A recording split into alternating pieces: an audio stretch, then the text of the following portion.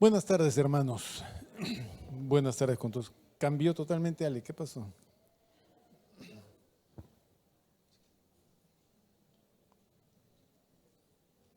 ¿Me escuchan bien allá, atrás? ¿Atrás me escuchan bien, hermanos? No. Atrás no me escuchan, Ale. Dales la dirección de un otorrino a esos hermanos. ¿Ahora me escuchan mejor? Ok.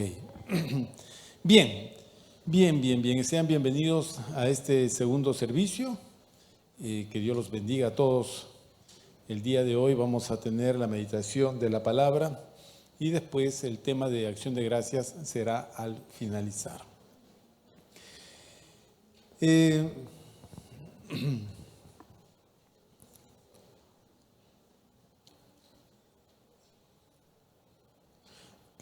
voy a contar desde mi experiencia personal. Cuando yo conocí al Señor,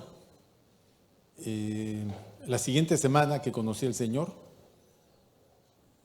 fui a la reunión, entonces no tenía una Biblia que llevar y encontré en un estante en mi casa donde habían libros, encontré un Nuevo Testamento, edición latinoamericana, que es un Nuevo Testamento católico, que por cierto es una traducción muy deficiente de las Escrituras, pero que finalmente la editaron y la sacaron.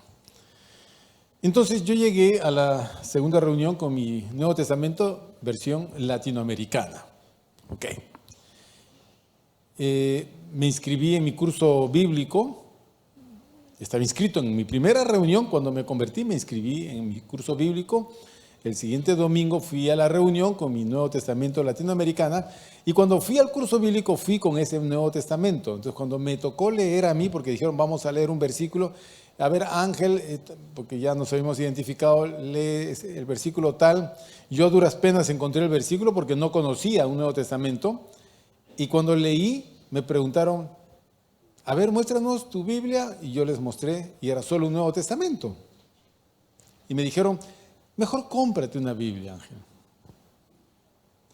Entonces, el siguiente domingo, en la reunión, me fui a una reunión cerca donde había una librería cristiana adentro, y estuve buscando Biblias y me gustó una, que era versión Dios habla hoy, Antiguo Testamento y Nuevo Testamento.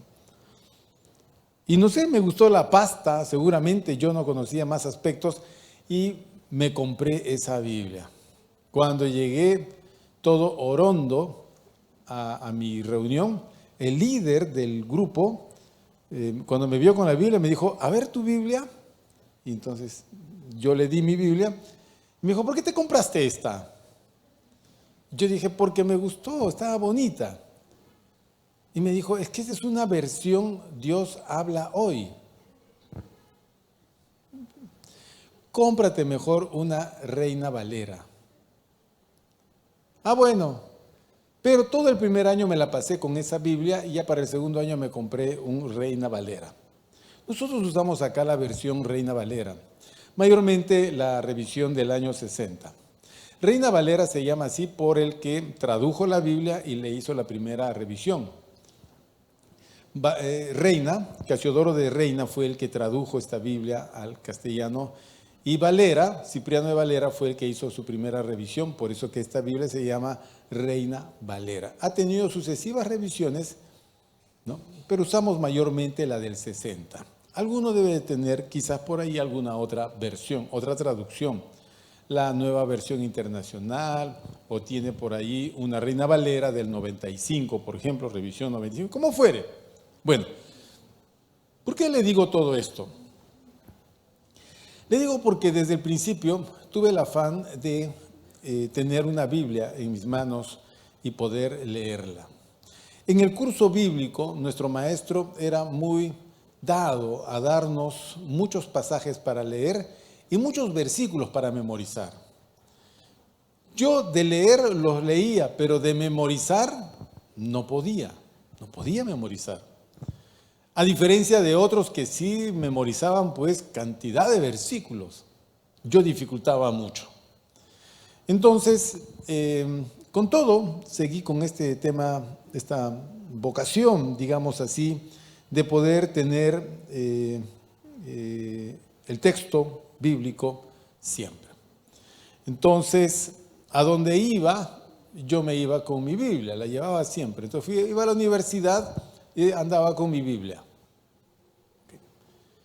Y algunos muchachos en la universidad veían pues las cosas y les llamaba la atención que yo tuviese un libro medio raro. Entonces me preguntaban, oye, ¿y qué es esto? Y yo les decía, es mi Biblia. Y eso era sorpresa para algunos, una Biblia. ¿Quién lleva una Biblia a la universidad? Para otros era motivo de pobrecito, ¿no? Y para otros era motivo de preguntar, ¿y por qué traes una Biblia? Bueno, como fuere, no era para mí un problema llevar mi Biblia. Y eso que la Biblia que yo tenía era una Biblia grande, no era pequeñita. Y siempre, en toda mi carrera de estudiante, yo llevaba mi Biblia conmigo. Olvídense que en esos tiempos no existía otra forma de tener el pasaje bíblico. No había, pues, los medios que hoy tenemos, ¿no es cierto? Todos tenemos una Biblia descargada en el celular. Bien. ¿Y ayuda? Claro que ayuda si es que la lees. Pero tenerla guardada en el celular y no revisarla nunca, entonces es como esas aplicaciones que uno tiene ahí en el celular y nunca las utiliza y no sabe ni para qué son. Bien, la Biblia, como palabra de Dios, no sirve que esté escrita en un papel o descargada en un celular si nosotros no accedemos a ella. No sirve. Es como decir que yo voy a una librería y me compro Álgebra de Baldor. ¿Se acuerdan de ese libro? Es torturante el libro, pero con todo. Y yo me compro el más bonito de todos, de pasta, todo, y lo pongo en mi estante. Ya, por ponerle en el estante, ¿yo ya sé matemáticas? ¿Me va a ayudar en el curso de matemáticas? No, si no lo abro y no empiezo a estudiar, el libro no me es útil. No me es útil.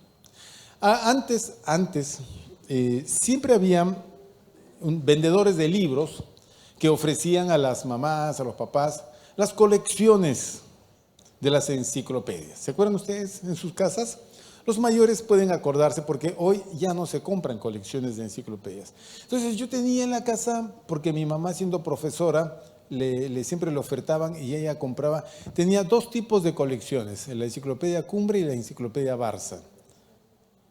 Entonces, era muy bonito. Yo agarraba y empezaba y revisaba uno por uno las dos colecciones. Entonces, era muy útil porque cuando tenía tareas en el colegio, yo ya sabía de dónde obtener material. Y olvídense pues, en mi época no se fotocopiaba. O lo escribías a manuscrito o lo tipeabas a máquina. ¿Ok? No, todo era así. Bueno, hoy los tiempos han cambiado y han cambiado también muchas cosas concernientes a cómo yo accedo a la información. Normalmente en las casas ya no hay una biblioteca. Es muy raro encontrar una biblioteca. Y si la hay libros que nadie va a leer. No se lee libros. Bien. La Biblia es igual. Si tú tienes una Biblia en tu casa, en tu carro, la traes o la llevas, pero no la lees, es un libro más en tu biblioteca. No tiene mayor efecto. No porque tú pones una Biblia en la casa, el ladrón no va a entrar. No porque tú llevas una Biblia en el carro, tú no vas a chocar. No porque llevas la Biblia, los asaltantes te van a perdonar. Te dejan la Biblia, pero se llevan tu celular. Ok. La Biblia, como palabra de Dios, no funciona si nosotros no la conocemos, no la leemos. Esta es una recomendación que hacemos y repetimos constantemente porque uno de los puntos más flacos en la vida de todo cristiano es justamente el más importante, que es leer su Biblia. Ustedes han visto esos niños, hoy por ejemplo hay campaña nacional contra la anemia, ¿ok? Yo no sabía que el 40% de niños, me parece, porcentaje, sufren de anemia. Y no todos es por falta de comida, sino por mala alimentación. Y eso significa que el niño no recibe los nutrientes necesarios para que pueda ser fuerte y sano. Tiene una sangre con baja cantidad de hemoglobina y como tal el niño tiene una deficiencia en el aspecto de nutrir su cuerpo. Porque la sangre es el órgano, es el órgano tejido que lleva y trae, va trasladando nutrientes al cuerpo y va recogiendo desechos del cuerpo y va llevando cada cosa a su lugar. Eso está en la sangre, es maravilloso. Pero si la sangre es muy pobre, digamos, entonces el trabajo es muy deficiente. Como consecuencia el niño es débil, se duerme, no tiene la iniciativa de un niño vivaz y sano. Y muchos papás no se dan cuenta que la alimentación que le están dando al niño no le provee la cantidad de hierro, por ejemplo, y nutrientes que el niño debe de comer. ¿Okay? Por ejemplo, aquí hay mucha gente que no le gusta la mollejita, el hígado. Dicen, no, eso es para mi perro. ¿Ok? Y lo que pasa es que nosotros tenemos malos conceptos alimenticios que repercuten en nuestra condición de salud. Bien. Espiritualmente, muchos de nosotros somos anémicos. O sea, somos anémicos espirituales. Significa que puede ser fortachón en lo natural, pero espiritualmente tiene una marcada debilidad a causa de una mala alimentación espiritual. Puede comer lo que fuere, físicamente puede estar saludable, pero espiritualmente está muy débil, muy anémico. Y eso repercute en que su vida va a ser una vida muy débil, en todo aspecto va a ser débil. Cuando llega al culto se aburre, se duerme, va a su casa, no entiende nada de Biblia, su día es natural, netamente natural, reacciona naturalmente, no entiende las cosas, no sabe casi nada de Dios, qué significa la vida, para qué es la vida, a dónde vamos, de dónde venimos, qué hay conmigo, qué hay con los niños, qué hay con esto, qué hay con aquello, qué hay con la nación, qué hay con la riqueza, la pobreza, el dinero, el trabajo, que el cuerpo, que todo. No sabemos nada, solo seguimos la corriente del mundo, solo pensamos como el mundo nos muestra pensar. ¿Sí? Y sepa usted que este mundo es un mundo de apariencias. Solo es apariencias. Las verdaderas realidades no las puedes conocer porque no tienes la capacidad. Solo hemos aprendido a ver el mundo de las apariencias, lo que vemos. Por ejemplo, la gente que se enamora, ¿de qué se enamora? ¿De un corazón o de una apariencia? Dígame usted. Las hermanas respondieron, apariencia, pastor. Fui engañada, vilmente engañada. El hombre era diferente. Es que nosotros estamos, digamos, enseñados a ver las apariencias, ¿no es cierto? Por ejemplo, si vas vestido de una forma, la gente te mira. ¿Han visto ustedes cuando a uno lo barren con la mirada? Lo barren. ¿Lo miran de abajo? Y nuevamente retroceso. ¿Lo han visto desde los zapatos hasta el cabello? Eso es más cruel, por ejemplo, entre las mujeres. Las mujeres siempre se barren con la mirada. Siempre miran qué zapato está llevando, su cartera, su peinado, sus aretes, sus uñas.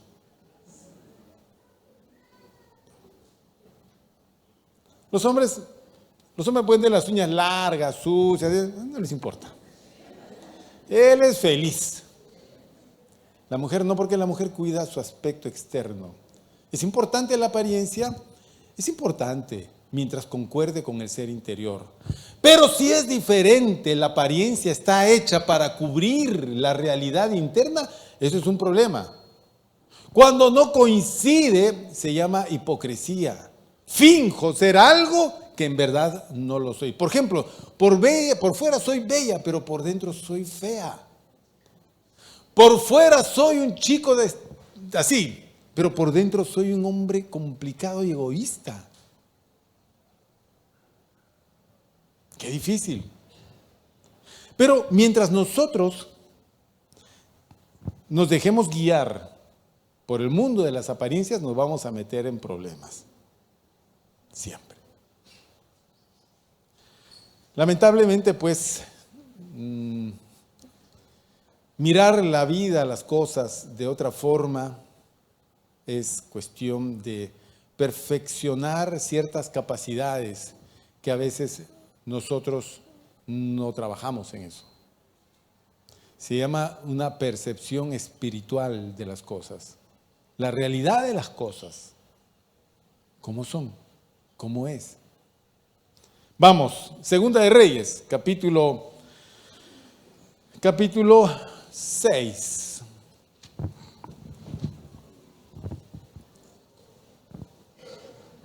Segunda de Reyes 6.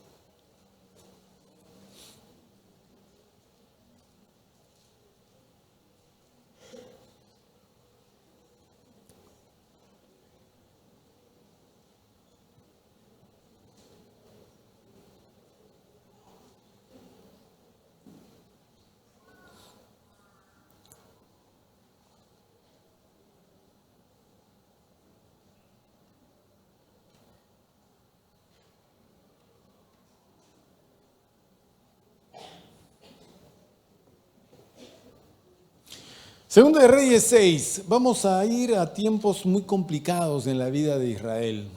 Ok, le voy a decir qué pasa acá. La nación de Israel, aquella donde reina David y Salomón, se ha dividido en tiempos del hijo de Salomón. El hijo de Salomón, que se llama Roboam, no pudo evitar una crisis política y el reino de Israel se dividió. Es como que en el Perú surja una crisis política y nos dividamos. Arequipa se independizó con Moquegua, Tacna, Cusco y Puno. Y quedamos desde Ica, Lima y el centro de la sierra hacia el norte. Así se dividió Israel. Cada uno tuvo una capital, cada uno tuvo un rey. Cada uno tuvo sus sacerdotes. Los de Jerusalén, donde están el hijo de Salomón, se llamó Judá, capital Jerusalén. El templo está en Jerusalén, los sacerdotes están en Jerusalén. El norte, el reino del norte, que se fue llamando Israel siempre, capital Samaria. No había templo, construyeron un templo. No habían sacerdotes, establecieron sacerdotes. El culto en Samaria era un culto falso, equivocado, no autorizado. El culto en Jerusalén era el culto autorizado por Dios. ¿Sí? Así vivieron una nación hermana dividida en dos. A veces peleaban entre ellos y a veces estaban amistados. Resulta de que en el reino del norte hubieron profetas que Dios envió para amonestarlos, como al reino del sur también. En el reino del norte hubieron dos profetas muy conocidos. Uno de ellos era Elías y el otro su discípulo Eliseo. Hoy vamos a leer algo del profeta Eliseo. Bien. Un enemigo de Israel eran los sirios, gente un poquito más al norte. ¿Ya? Siempre habían rencillas, guerras, invasiones. Israel no siempre ganaba esas guerras. En cambio, los sirios eran más fuertes, eran más poderosos. En ese tiempo de guerra sucedió esto, estando Eliseo como profeta en Israel. Versículo 8, hermanos. Tenía el rey de Siria guerra contra Israel y consultando con sus siervos dijo: en tal y tal lugar estará mi campamento. Y el varón de Dios, ese es el profeta, ¿ok? El varón de Dios envió a decir al rey de Israel: mira que no pases por tal lugar, porque los sirios van allí. Entonces el rey de Israel envió a aquel lugar que el varón de Dios había dicho, y así lo hizo una y otra vez con el fin de cuidarse. ¿Qué era lo que pasaba? Que en esa guerra el rey de Siria decía: vamos a hacer tal acción para esperar a los de Israel y atacarlos. Pero al otro lado está el profeta, y el profeta sabe lo que está pensando hacer el rey de Siria, y le manda a decir al rey de Israel: por si acaso los sirios te están esperando en ese lugar, no pases por allá. Entonces el rey de Israel, prevenido por esto, una y otra vez evitó las trampas de los sirios, las emboscadas de los sirios. Versículo 11: y el corazón del rey de Siria se turbó por esto, y llamando a sus siervos les dijo: ¿no me declararéis vosotros quién de los nuestros es del rey de Israel? El rey de Siria sabe que aquí hay un soplón, hay un traidor, que todo lo que planeamos acá se lo está contando a los de Israel. En versículo 12, entonces uno de los siervos dijo: no, rey, señor mío, sino que el profeta Eliseo está en Israel, el cual declara al rey de Israel las palabras que tú hablas en tu cámara más secreta. Increíble. ¿Ah? ¿Te imaginas que yo esté en mi oficina y empiece a saber lo que tú estás haciendo en tu casa? ¿Ah? ¿Te imaginas que tú vas a hablar algo de mí con otro hermanito y yo estoy como que escuchando y te digo: oye, tú has hablado con fulano acerca de mí? Yo, pastor, por favor, no me vengas con hipocresías. Tú le dijiste a fulano tal cosa.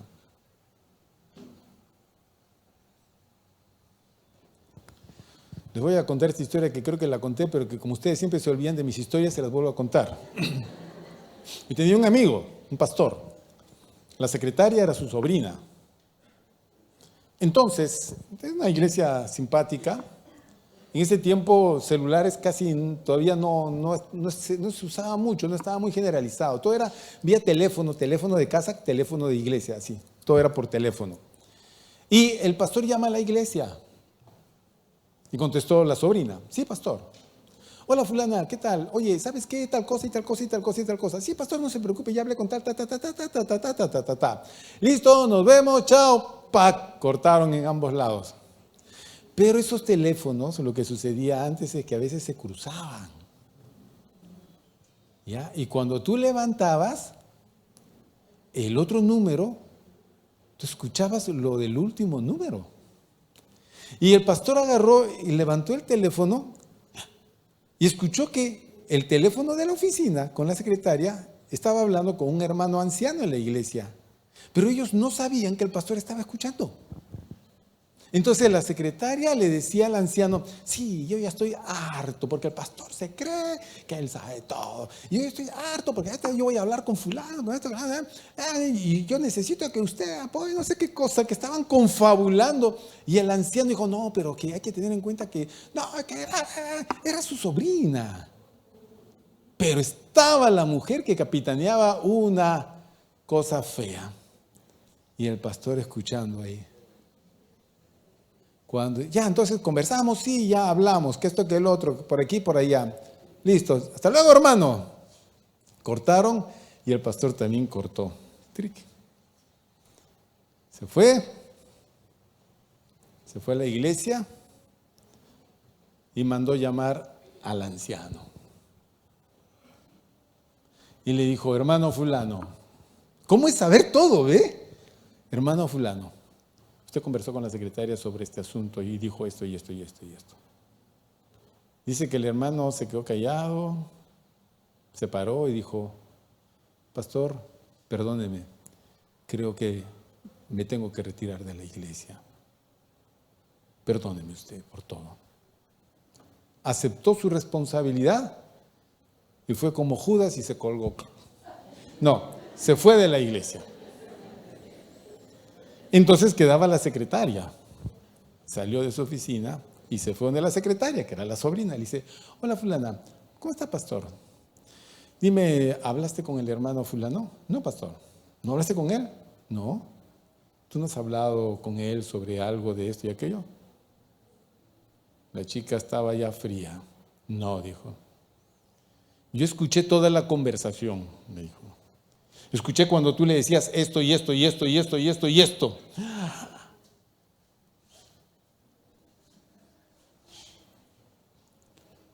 Inmediatamente me dejas el cargo. Sí, estoy harta de usted, pastor. Me voy a ir, voy a nombrar mi reemplazo y le dejo esto porque estoy harta. No, ningún reemplazo. Ahorita me agarras tu cartera y te me vas. Sé que la sobrina agarró su cartera, se levantó y se fue tirando la puerta. Me dice, fíjate, Angelito, lo que me estaba tramando mi sobrina. ¿Y cómo fue Dios que permitió que las líneas se cruzasen y que yo pudiese escuchar? Bueno, no era una conversación telefónica. Lo que pasa es que el profeta, el varón de Dios, Dios le revelaba a través de su espíritu lo que el rey de Siria tramaba, planificaba en la guerra contra el rey de Israel, y él solamente tenía que comunicarle al rey de Israel lo que el rey de Siria estaba hablando con sus soldados. El rey de Siria pensaba que había un soplón acá, y no lo había. Uno de sus siervos le dice, no, mi rey, no es eso, no, todos te somos fieles. Lo que pasa es que allá en Israel hay un profeta, un varón de Dios llamado Eliseo.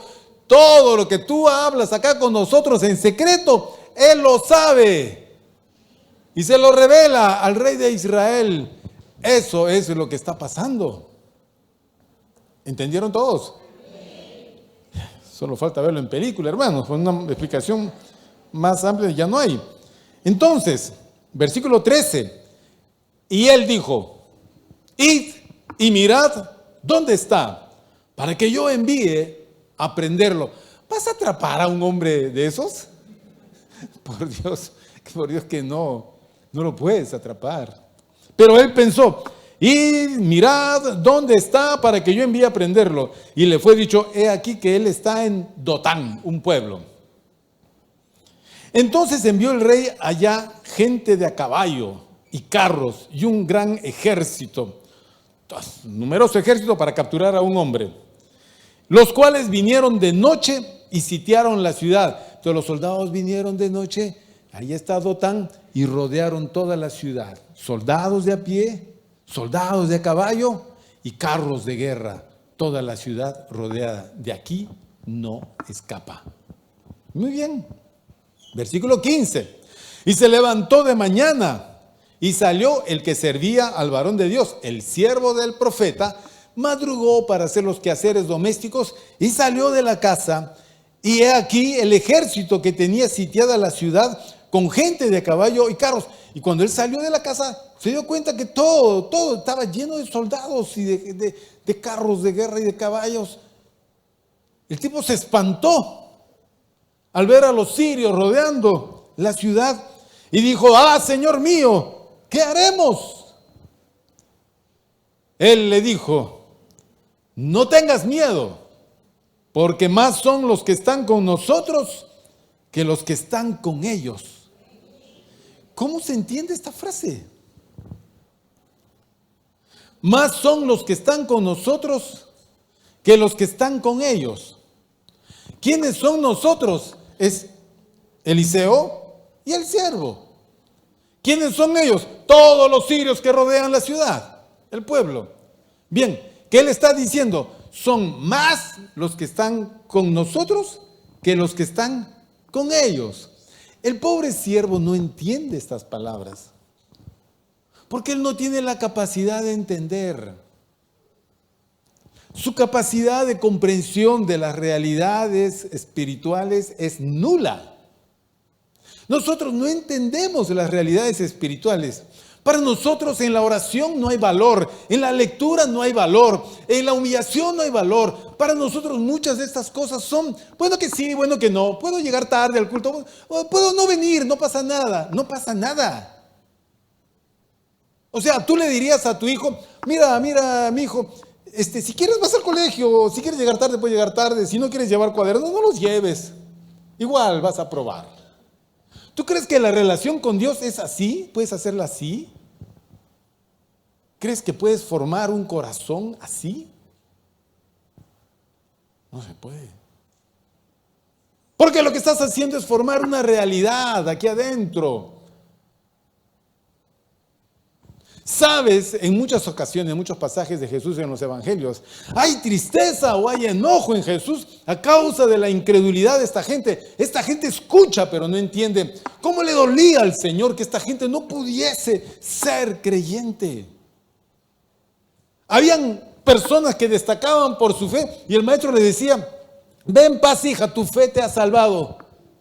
O decir como de aquel centurión: os digo que ni en Israel he hallado tanta fe. Aquel que dijo: Señor, no soy digno de que entres en mi casa, solo di la palabra y mi siervo sanará. Ese señor, no siendo judío, había logrado formar en él una realidad de fe, de credulidad asombrosa, asombrosa.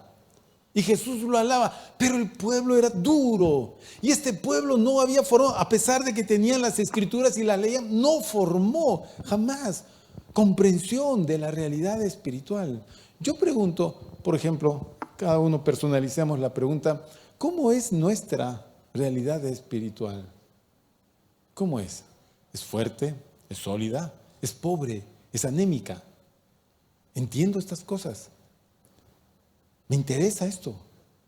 ¿O me traen? Porque desde que vienes sin Biblia, yo ya empiezo a valorar tu realidad. No. Porque entonces no encuentro vocación de alguien que quiere. Yo voy a la iglesia para escuchar a pastor. Ok. Lo que Dios tenga que decirme, me lo tiene que decir por este hombre. Para eso voy. Este hombre no es nada especial para merecer este cargo. Pero espero yo que Dios y este hombre puedan tener una relación para que este hombre pueda escuchar a Dios y pueda decirme a mí lo que yo tengo que saber y hacer. Entonces me siento. Y el pastor, sea este, sea cualquiera, me dice: abramos en Segunda de Reyes, capítulo 6. Empiezo todo. Listo, Señor, ¿qué va a decir? Vamos a leer desde el versículo 8. Leo 8. Tenía el rey de Siria guerra contra Israel. Y sigo, y habla, y leo, y sigo, y leemos, y hablamos. Entonces, cuando yo salgo a este lugar, he formado una idea que ayudará a mis criterios, que formarán una manera de pensar. Entonces, cuando salga, en conclusión, voy a decir: entonces son más los que están conmigo que los que están en este mundo. Es decir, yo no soy una persona aislada, olvidada de Dios, porque ese es el drama de nuestras vidas, que al final, en nuestro momento más depre, decimos: ay, nadie me quiere, al pastor ni le importo, fue mi cumpleaños ayer y no me llamó, ¿qué voy a hacer? ¡Qué desgracia mi vida, por Dios! ¿No nos sentimos así? Como que nadie nos ama. A veces nos sentimos así: nadie nos ama, nadie nos quiere, nadie. Por eso buscamos un amor palpable. Quiero un novio, sí o sí, que me acaricie, me toque, me des, para yo sentir, quiero sentir. O una novia, ¿no? Ay, necesito una chica, no sé, me muero, si no tengo una chica, por Dios. Y el mes pasado dejé a fulana, hoy necesito Mengana, pero Mengana está con perencejo, entonces ¿cómo puedo hacer? Porque el otro también. Yo me acuerdo una vez acá en la iglesia, había una hermana que estaba enamorada de un hermano, pero este hermano estaba enamorado de una hermana. Esta hermana no estaba enamorado de él, pero había un hermano que estaba enamorado detrás de la primera hermana. Total que todo era una seguidilla, así andaban ellos. Y nunca nadie lograba cerrar el círculo. O sea, yo me reía porque, bueno, es parte de la experiencia juvenil y de los sentimientos, es parte. Pero yo pregunto, por ejemplo, en ese campo, ¿qué es lo que realmente buscas? ¿Qué buscas? ¿Tú crees, hermana, crees que vivir con un hombre es bonito? ¿Qué dicen las hermanas casadas? Sí. te casaste con Eliseo. Te voy a decir cómo son los hombres, cómo somos. Te voy a contar. Los hombres no somos como cuando nos presentamos de novios. Así no somos. No.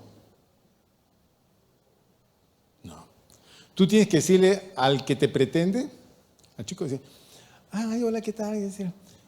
Oye, te invito a comer. Mejor invítame primero a tu casa, preséntame a tus papás y quiero ver tu cuarto. Claro. Entonces él te va a responder, mis papás están separados, yo vivo con mi abuelita y mi cuarto lo comparto con mi primo. Entonces, chao. Porque, ¿qué mundo tiene él? Dime, ¿qué mundo tiene? ¿Qué mundo tiene? Primero pongo en orden mi mundo, ¿no? Para poderle ofrecer a alguien. Entonces, la respuesta sería así. Fíjate que mis papás están separados. Yo soy independiente. Alquilo un departamento. No te puedo llevar porque somos solteros. Pero organicemos una reunión en mi departamento y te muestro dónde vivo y todo lo que hay. Entonces tú dices, very interesting. A ver, y vamos en la reunión y tú entras y la casa del departamento chico es de un solo dormitorio, salita, comedor, cocinita, y tú haces un recorrido, pasas el dedo, ¿sí? Ajá. Entras al baño, ves si hay gotitas fuera del water, ves todo, ves todo, ves todo. Esa es la realidad de él. Su orden interior, su limpieza interior está expresada, reflejada en su orden. Pero si tú llegas y, por Dios, y es un caos, entonces solo vas a entrar a la vida caótica de un chico. Esa es la verdad. Y después vas a estar pidiendo cita con el pastor. ¿Qué hago, pastor? Entonces yo te responderé, ¿yo te lo presenté? No, pastor. Entonces libre soy de esto. No sé qué podrá hacer. No sé qué podrá hacer. Eso obliga a que nosotros, varones y mujeres, podamos mejorar aspectos internos para que lo externo también cambie. Que no cambie solo el externo. Yo cuando era así adolescente me peinaba así, todo el rato en teléfono. Tengo una melenaza, pero usted no se imagina. Así. Y mi mamá pasaba cada rato y me veía y me dijo, oye, atrás también peina, me dijo. Cierto, atrás también. Entonces, pero si alguien no te avisa, vas peinadito por adelante, pero despeinado por atrás. Mejoremos las cosas. Bien, volvamos al profeta. El profeta sabía todo. Y el profeta sabía, entre todo, el hecho de quién era él y cuán importante era él para el Señor a quien él servía. Y sí, Siria había enviado lo mejor de su ejército para capturarlo, pero a Eliseo no lo podías capturar porque Eliseo contaba con un ejército más numeroso que lo cuidaba. Por eso le dice al siervo, no tengas miedo, porque miedo es lo primero que nos invade cuando las cosas se nos van de todo cálculo. Tengo miedo. Cuando ves que el presupuesto no llega a fin de mes, ¿qué sientes? Miedo. Cuando ves que te endeudaste demasiado, ¿qué sientes? Miedo. Salvo que te gusta endeudarte y te importa nada. Miedo. Miedo en muchas situaciones. Miedo. Incertidumbre. ¿Ahora qué pasa? Entonces le dijo, no tengas miedo porque más son los que están con nosotros que los que están con ellos. Y oró Eliseo, versículo 17 voy a leer, y oró Eliseo y dijo, te ruego, oh Jehová, que abras sus ojos para que ¿qué? Para que vea. Y con ese ver él va a entender. Entonces Jehová abrió los ojos del criado y miró, y aquí que el monte estaba lleno de gente de a caballo y de carros de fuego alrededor de Eliseo. ¿Y estos quiénes eran? Porque no se veían. Cuando salió el siervo, él no vio los montes llenos de un ejército extraordinario. Lo único que vio fue el ejército de los sirios. Pero cuando él le expresa al profeta su miedo, el profeta ora al Señor para que abra los ojos de este hombre, y el Señor le abre los ojos y él puede ver que sobre la minucia del ejército de los sirios había un ejército de ángeles con carros de fuego y caballos temibles rodeando todo el pueblo. ¿Sabes? Eliseo estaba totalmente cuidado. A ese ejército no se le puede enfrentar. No se le puede. Porque ese es el ejército de Dios. Y esos son los que te van a cuidar. A ti no te cuida ninguna otra cosa que no sea Dios. Dios es nuestro guardador. ¿Han visto ustedes cuando va a pasar algún ministro o algún personaje importante? ¿Quiénes pasan primero? Pasa la moto, para todos los semáforos, la liebre va ahí adelante. Y después vienen otras motos, y después viene un carro de seguridad, otro carro, después viene tu carro, después viene el carro que cierra y una moto atrás. Y uno dice, ¿cómo lo cuidan este señor? ¿Quién será? Puede ser alguien importante, ¿no? Claro que sí.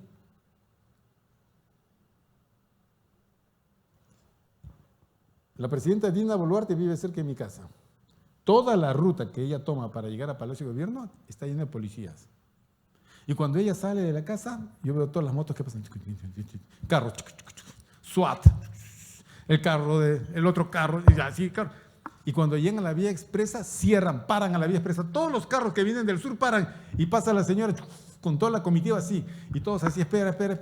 Y todos, nada, señor, quédese quieto.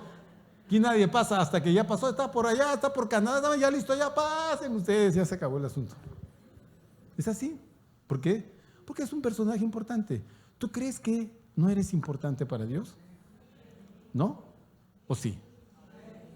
¿Por qué eres importante? Dime pues, ¿por qué eres importante? Somos sus hijos.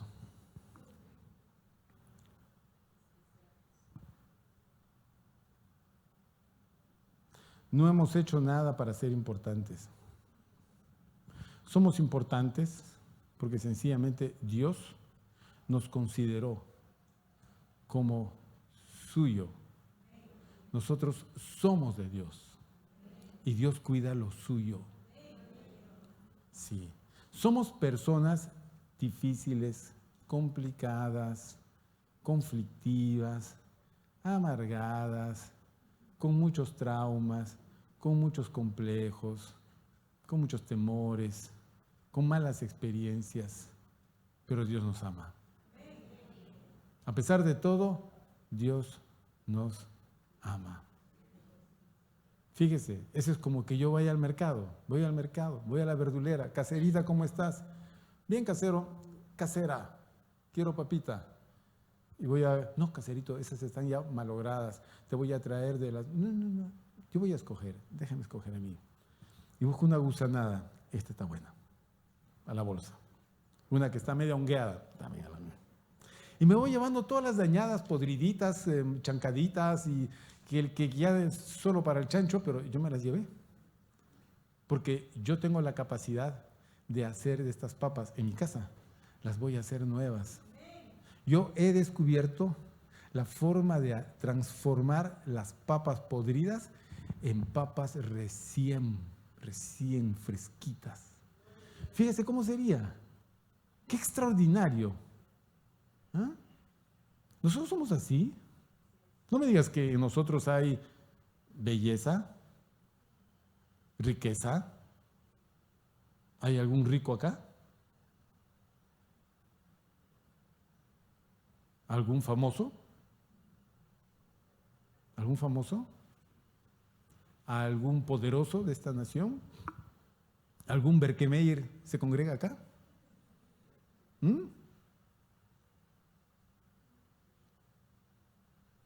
Fíjate que Pablo, cuando habla de los creyentes, dice así: porque lo vil del mundo escogió Dios, lo necio del mundo, lo que no es, escogió Dios. Y eso somos nosotros, que para colmo no tenemos capacidad de ver nada. La verdadera realidad tampoco podemos ver. Solo vemos las apariencias, lo que está aquí nomás. Ni siquiera podemos ver más allá, no podemos prolongar nuestra mirada hacia dónde estamos yendo. No, estamos mirando acá. nos importa lo de acá, es lo de más acá. Por allá puede estar el abismo, pero no importa, yo sigo mirando por acá hasta que llegue el abismo. Ese es el siervo. Él no sabe, él no ve. Si no es por la oración de Eliseo, el siervo no podría entender que Dios estaba guardando a su profeta. Todo el pueblo estaba rodeado de ángeles. Eran ángeles, así como los sirios tenían caballos y carros de combate, los ángeles tenían caballos de fuego y carros de fuego. ¿Tú crees que podían tocar a este hombre? No. Eliseo era intocable. Obviamente, detrás de los sirios están los demonios, porque son los enemigos del pueblo de Dios. ¿Ok? Ya, no son oponentes para los ángeles del Señor. No lo son. Entonces, versículo 18, miren lo que pasa. Y luego que los sirios descendieron a él, vinieron hacia Eliseo para capturarlo, oró Eliseo a Jehová y dijo: te ruego que hieras con ceguera a esta gente. Y los hirió con ceguera, conforme a la petición de Eliseo. Después les dijo Eliseo: no es este el camino, ni esta es la ciudad. Seguidme y yo os guiaré al hombre que buscáis. Y los guió a Samaria. Entonces, no había forma. Eliseo era el hombre de Dios con las capacidades de Dios. El que tiene las capacidades de Dios puede ver las cosas que nadie ve, puede entender las cosas que nadie entiende, puede pedir cosas que nadie entiende pedir. Nosotros estamos esperando solo comer panetón y después pavo. Esa es la mayor preocupación que tenemos. ¿Cuándo van a comer pavo, hermanos? Estamos planificando la Navidad, pero la vida, nada.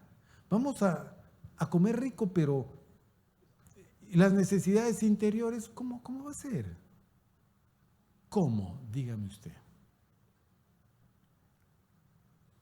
Fíjate que en el asunto de comer hay quien come por ansiedad, ¿no? Por ejemplo.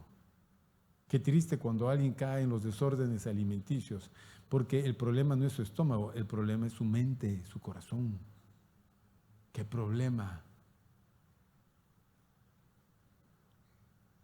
Sus capacidades están dañadas.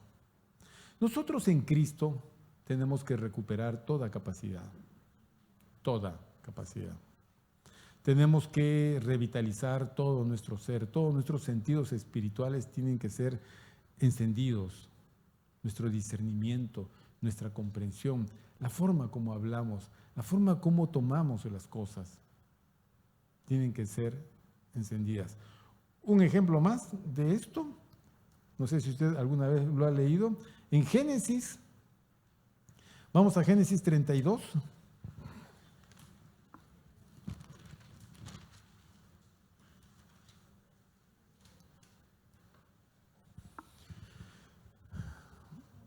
Génesis 32. Usted conoce a Jacob. Jacob es un personaje importante en la Biblia. Ok. Jacob es hijo de Isaac. Isaac es hijo de Abraham. Dios va a levantar al pueblo de Israel de Abraham. Y lo hace mediante el primer hijo de Abraham, su único hijo, Isaac. Cuando nace Isaac, él asume la misión del padre y se vuelve en cabeza de la futura nación de Israel. Isaac tiene dos hijos, Jacob y Esaú. Esaú es desechado y Jacob asume la misión del padre de ser el patriarca de la nación de Israel. Jacob pasan circunstancias y él llega a tener 12 hijos. Los 12 hijos son las cabezas de las 12 tribus de Israel. Jacob es el que entra con sus hijos a Egipto y ahí se quedan los israelitas en Egipto 400 años, hasta que Moisés los saca de Egipto. Jacob es importante.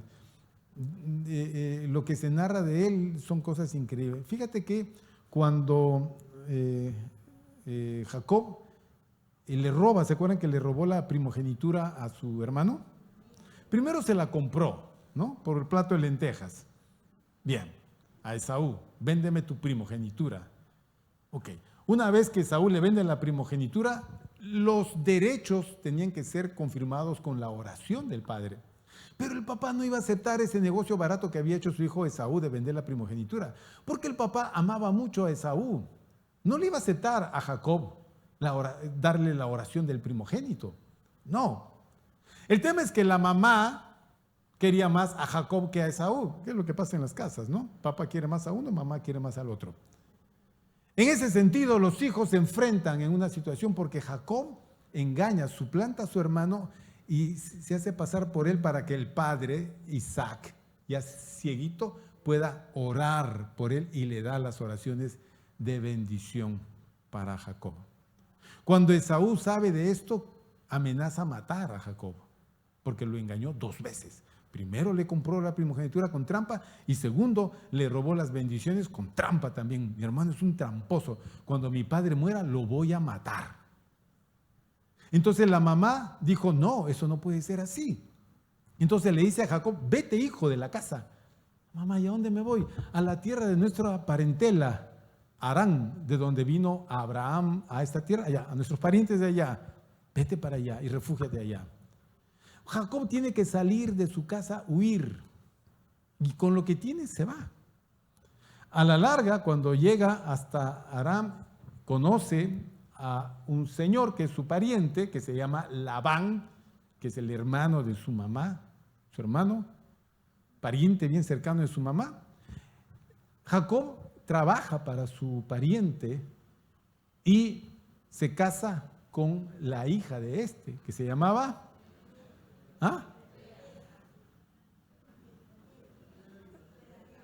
Raquel.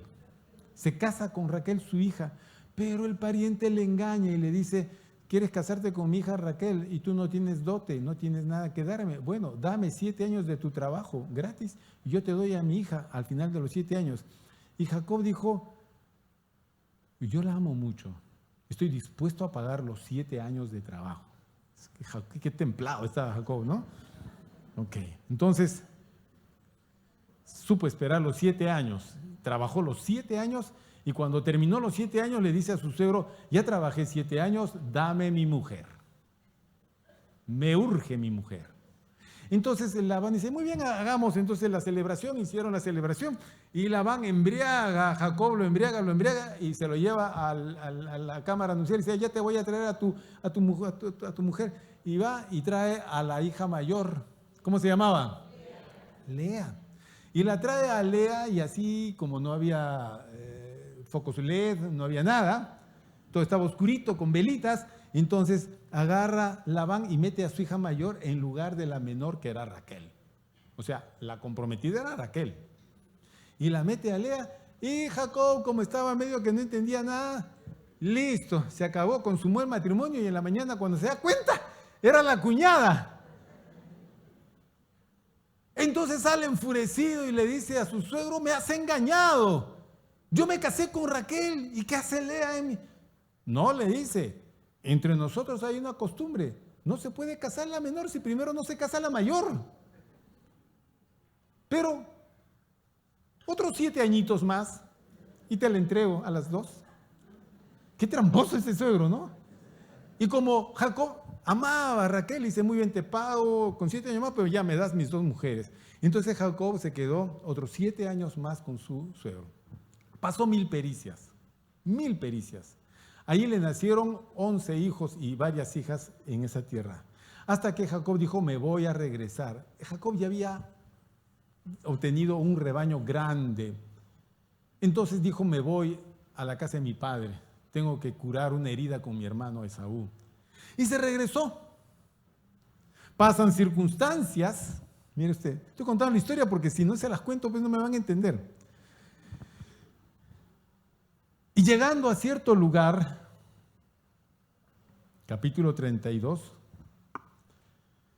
versículo 1, dice, Jacob siguió su camino y le salieron al encuentro ángeles de Dios. Y dijo Jacob cuando los vio, campamento de Dios es este. Y llamó el nombre de aquel lugar Mahanaim, que significa 2 campamentos. Y usted dice, no entiendo. Pastor, ¿qué es esto? No entiendo nada. Te voy a explicar, ¿ok? Te voy a explicar. Ya está. Atento. Cuando Jacob sale de su casa para huir donde el pariente, él llega a un lugar y ahí le cae la noche. Entonces Jacob se acomoda para dormir y se echó a dormir. Y tuvo un sueño. Vamos a leer eso. Génesis 28, retroceda un poquito para atrás. Génesis 28, versículo 10. Hermanos, hoy es día de acción de gracias, de que leamos la Biblia, no hay problema.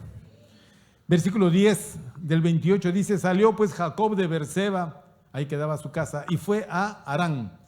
Y llegó a cierto lugar y durmió allí porque ya el sol se había puesto, y tomó de las piedras de aquel paraje y puso a su cabecera y se acostó en aquel lugar. Y soñó.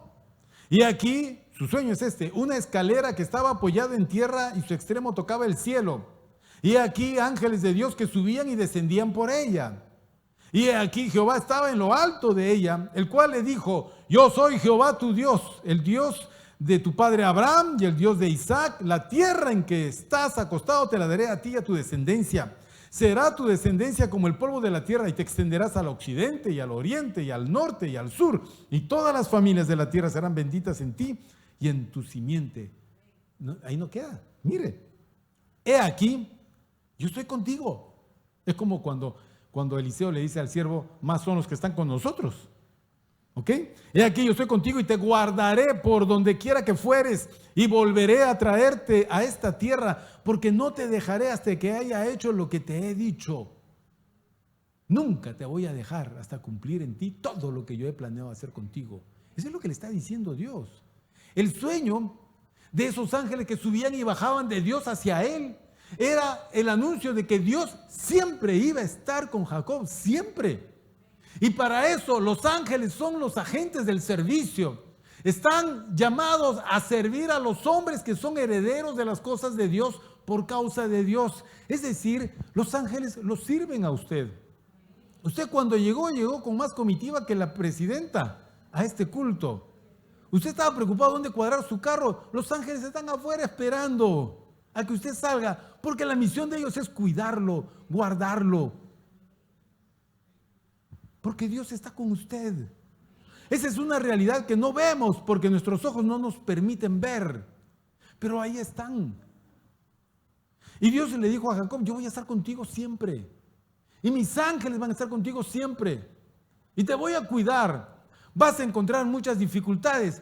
No tengas problema. Enfréntalas todas porque yo estoy contigo. No tengas miedo. No tengas miedo. Despertó Jacob de su sueño, versículo 16, y dijo: ciertamente Jehová está en este lugar y yo no lo sabía.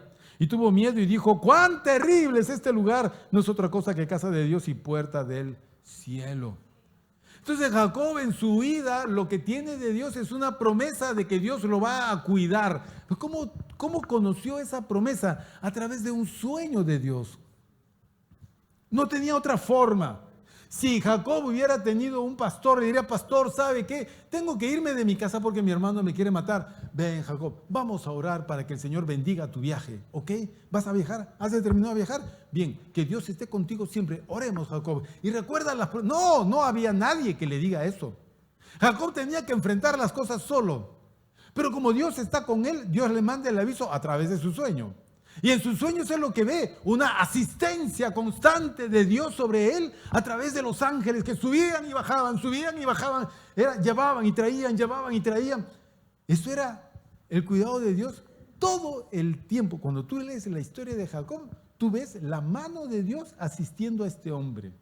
Jacob, cuando salió de la casa de su padre, tenía 60 años. Regresó como a los 100 y pico, lleno de hijos, lleno de ganado, lleno de riquezas. Pero pasamos al 32, hermanos. Cuando estaba cerca de encontrarse con su hermano, Dios le permitió, o sea, él acampó en cierto lugar, ¿ok? Y cuando se fijó, a su lado había otro campamento.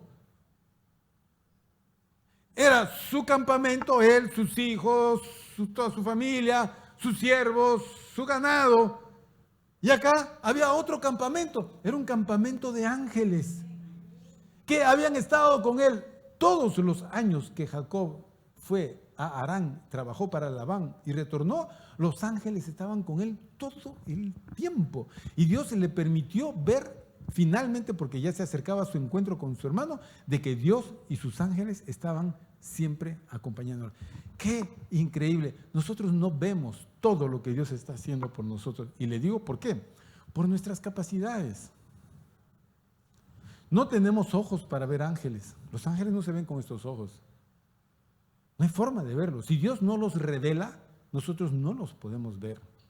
Como que no puedes ver un demonio, porque el demonio es un ángel caído. Si Dios no lo manifiesta, no lo revela de alguna manera, tú no sabes. Lo único que puedes hacer para saber las realidades sin necesitar ver con estos ojos es conocer lo que Dios te enseña a través de este libro. Este libro te enseña a ver las cosas de Dios. Este libro activa tus capacidades espirituales. Y a través de este libro tú puedes llegar a decir, mi querido hermano, nosotros no somos derrotados, nosotros somos más que vencedores. ¿Y cómo sabe usted eso, hermano? Porque así lo dice Dios, somos más que vencedores. Dios nunca establece una promesa y una palabra que Él no la va a cumplir. ¿Y por qué somos más que vencedores? Por medio de aquel que nos amó. ¿Quién fue? Jesucristo. ¿Y Jesucristo puede con todos? Ni la vida ni la muerte, ni lo presente ni lo porvenir, ni principados, ni ángeles, ni gobernantes de las tinieblas, ni la vida ni la muerte, ni enfermedad, ni tribulación. No hay arma forjada contra nosotros que pueda prosperar. Dios las condena todas. Y si vas a enfrentar alguna lucha, muy sencillo, Dios dispone de toda una armadura para que estés protegido para el día de la batalla. Tienes el yelmo de la justicia, ¿no es cierto? Tienes el casco de ¿qué? De la salvación. El yelmo, pues, casco de la salvación, coraza de justicia, cinto de la verdad, los calzados del apresto del evangelio, el escudo de la fe y la espada del Espíritu. ¿Todo eso tenemos, hermano? Sí, hermano. Entonces, cada vez que tú arrancas tu mañana, solo da gracias a Dios y Dios te cuidará. Llega a tu trabajo, te sientas un ratito, le dices, Señor, estoy ya en el trabajo, yo espero tu bendición en este día. Gracias, Señor. Dios está contigo. Permíteme entender las cosas. Y ya está. Si no abrimos nuestras capacidades espirituales, no sabemos, no entendemos y todas las decisiones o pasos que demos serán equivocados. Totalmente. Eliseo sabía las cosas antes de que éstas sucedan, porque Dios estaba con él y Dios se las anticipaba. Ok. Tú puedes pedir el día, puedes pedirle al Señor. Y es bueno que pidamos, ¿no? ¿Qué necesitas? ¿Otro trabajo? ¿Se lo has pedido al Señor? ¿Necesitas un hijo? ¿Se lo has pedido al Señor? ¿Qué necesitas? ¿Otro carro? ¿Se lo has pedido al Señor? ¿O esas cosas no se piden? ¿Quieres casarte? ¿Se lo has pedido al Señor? Señor, necesito compartir mi vida. Quiero que me des un compañero. El Señor te dirá características y tú le dirás, la primera de ellas, que sea amigo del pastor. ¿Ya? Yo le digo, porque si no es mi amigo, ¿yo cómo le hablo? ¿Yo cómo le aconsejo? Porque si es mi rival, no me va a aceptar ningún consejo. Que sea un buen cristiano. Un hombre que ame al Señor. No hay perfectos. Suficiente con que ame a Dios. ¿Ama a Dios el chico? ¿Cómo? ¿Te lo ha demostrado? Señor, dame una compañera. Que sea una mujer buena, virtuosa, muy espiritual. Tú no sabes la espiritualidad de la mujer lo que hace en un hogar. Pero si tu mujer es vanidosa, es conflictiva, es rencillosa, ese es su fuerte, ese matrimonio está complicado.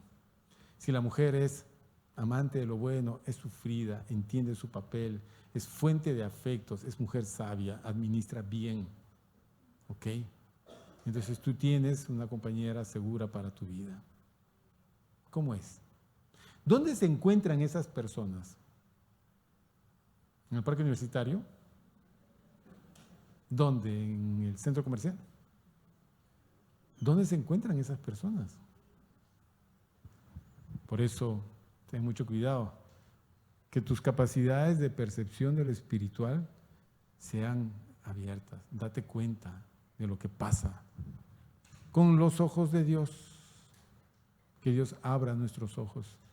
Hay muchos textos en el Nuevo Testamento que no vamos a poder revisar por el tiempo, pero recuerde, hay uno de ellos que leímos en el primer turno.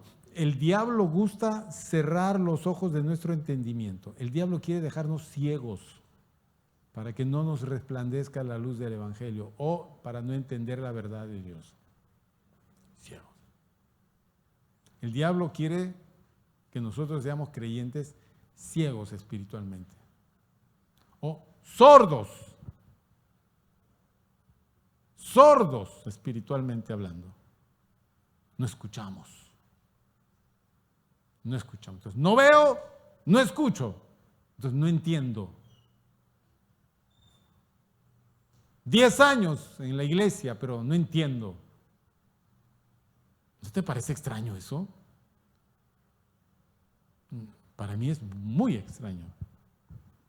Pero en fin, hermanos, vamos a seguir, vamos a procurar mejorar este aspecto. Para eso es indispensable compenetrarnos con la verdad de Dios, que es la palabra de Dios. Si no tienes una Biblia, cómprate una, léela, escudriña tu Biblia, lee. No esperes a estar en emergencia al hospital para pedir tu Biblia. No, hazlo ahora. ¿Ok? Lee tu Biblia. Bueno, no más recomendaciones. Padre nuestro, gracias te damos en esta hora. Gracias por esta reunión, por cada uno de mis hermanos. Gracias te doy, porque tú, siendo bueno y generoso, derramas bendición sobre todos, por tus promesas que son firmes, por tu grande misericordia, por el amor con que nos amaste, porque eres un Dios que perdona, eres un Dios que libra, eres un Dios que hace maravillas. Aquí estamos, Señor, para acercarnos a ti, a tu presencia, esperando de ti